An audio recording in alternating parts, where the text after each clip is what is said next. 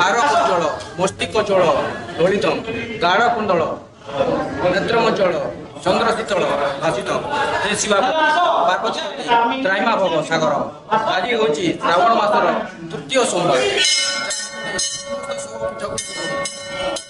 शताधिक भक्त श्रद्धालु काउड़िया भिड़ लगी रही निज निज मनस्कामना नहीं मंदिर को आसते आम सहित अच्छा लोकनाथ बाबा मंदिर पूजक सहित सीधा सड़क कथा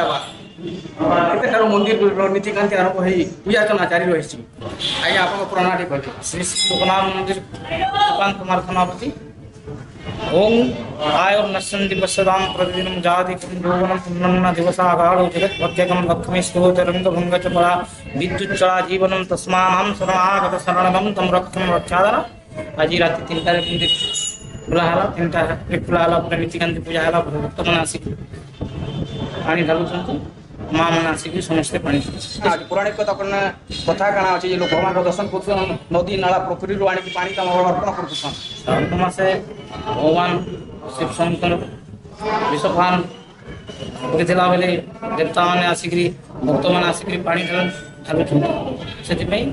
भक्त मान नमस्कार अर्पण कैसे भक्त श्रद्धा समागम हो आज पूरे 25,000 भक्त दर्शन कर दुई बजे मंदिर पहड़ हम फिर 5 बजे मंदिर पकड़ा आप उत्साहित अच्छा महाप्रभु पूजा अर्चना के आम मैंने भक्त मैंने के दर्शन करूँ भक्त मैंने भल भाव दर्शन कर जो मुझे भगवान के डाकू और भल भाव दर्शन जहाँ सूचना देते लोकनाथ बाबा मंदिर पूजक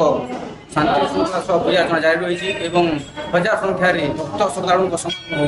बलांगीर सुशांत कुमार ठाकुर खबर प्लास।